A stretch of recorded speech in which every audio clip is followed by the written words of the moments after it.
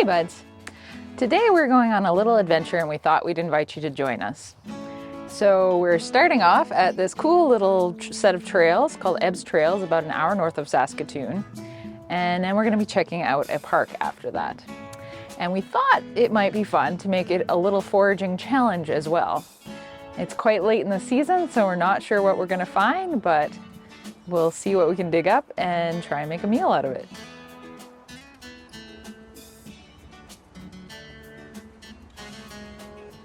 So we came across this bush with its nasty thorns, making me think it is a hawthorn berry, and I've never actually picked them this late, but since they're in the rose family, I'm guessing the frost may have sweetened them. We'll pick them and do a little research when we get home and see if they get added to the dish.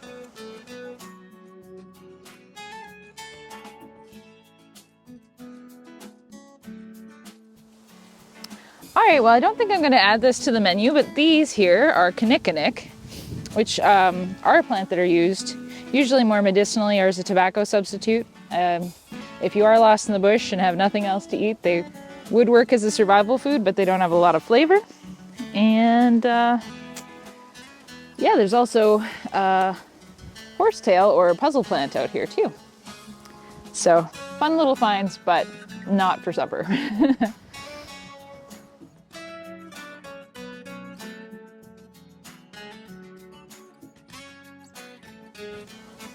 So the silvery color of this gives it away as sage, and this stuff isn't too far gone, so I'm going to pick a few pieces of it, just more as a seasoning to have on hand.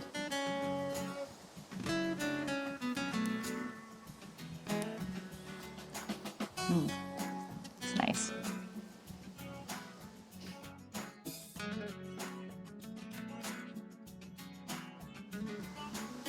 So rose hips are generally a great addition to any forager's basket, and you find them in most places, and all roses are edible, just as long as they haven't been sprayed with anything.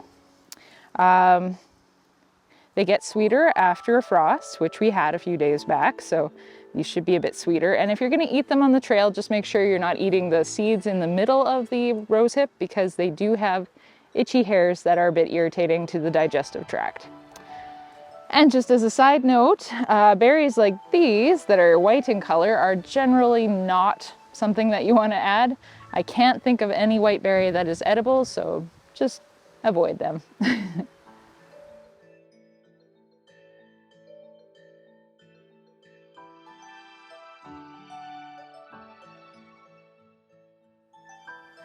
So here we have some little wild strawberry leaves. They're not going to make much of a meal, but I know they're supposed to make a great tea.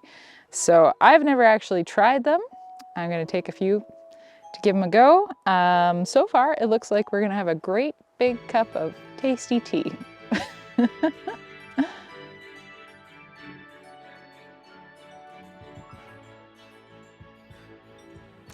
So this is something that we saw a lot more of up north when we lived up there.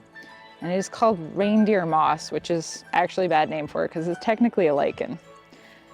So lichens tend to grow where there's good air conditions. They're a little bit of an indicator as to the health of the environment. But they also are more in the boreal transition area. So we're still in northern Saskatchewan, but we're in sort of the Aspen Parkland. And so you don't usually see these guys until you're getting into the boreal transition. And supposedly, I haven't found any, but chanterelles like to grow near these guys.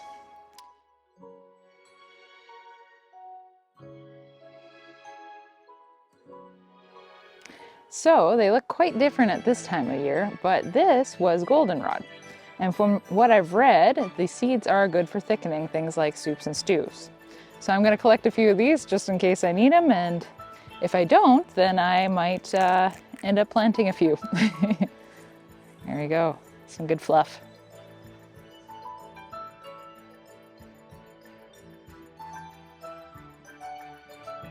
I'm not sure that I'm confident in my ability to Iron Chef this yet, but we did come out with some hawthorns and some rose hips, the sage, wild sage, juniper, our wild strawberry leaves, and oh, I spilled a couple of pine needles on the slide that had fallen down.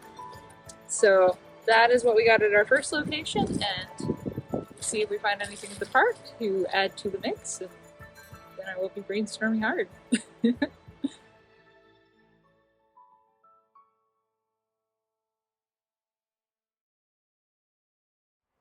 Well, new location, new adventure. We'll see what we find here at our own risk.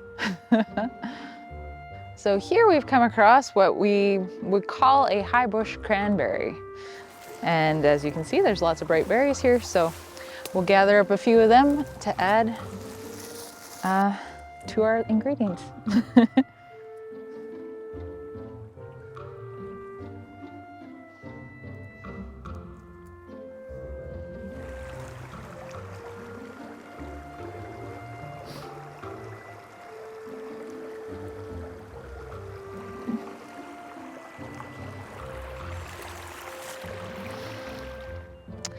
Well, we're getting some weird weather and random rain showers, so I think we're gonna wrap up with this last find, which are choke cherries. You can see that they are almost black in color, and if you give them a little squish, there's a nice big pit inside. So I'm gonna collect a handful to throw into the mix.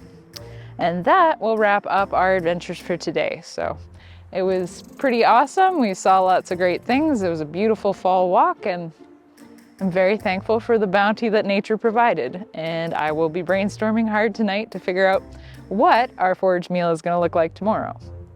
Stay tuned.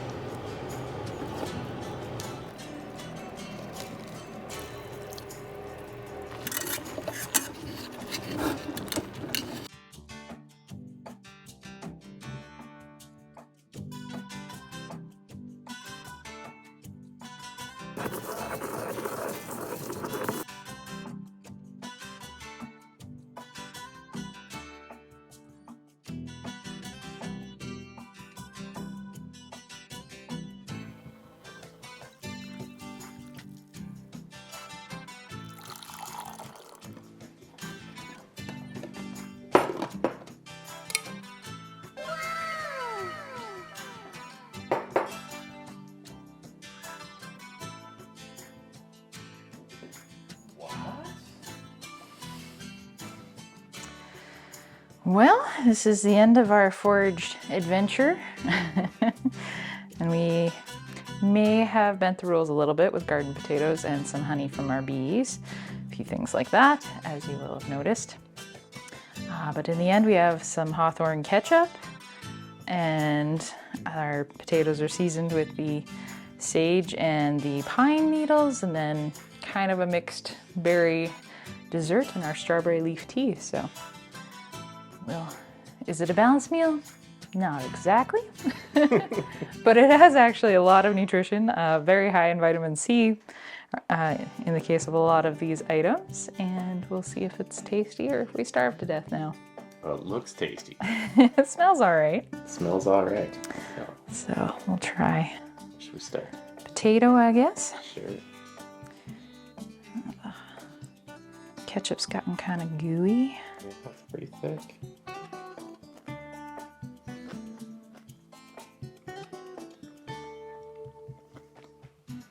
It's very good. It's definitely a little thicker than I'm used to on regular store-bought ketchup, I guess. Mm-hmm. When it cooled down, it got thicker than I expected. But it's quite flavorful. very sweet. And do you notice the flavor in the potatoes from our greener items? A little bit. Well, there's a hint there. And the ketchup's the good stuff.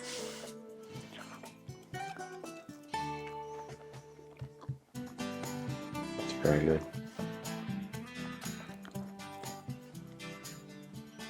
Well, try a little tea to cleanse the palate. Not much smell to it.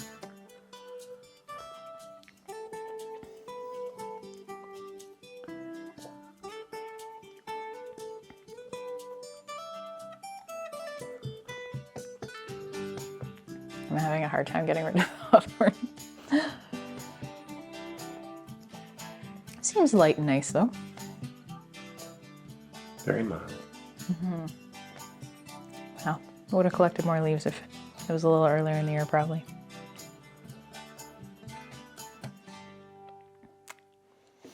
Okay, well, jumping the gun and hitting the dessert for her next so that they don't have to watch us eat our entire meal. The cranberries were pretty tart, which is why I had to pull in the honey. And then we have the choke cherries, on the other hand, the frosted sweeten them up quite nicely. And a little bit of rose hip in there too, so.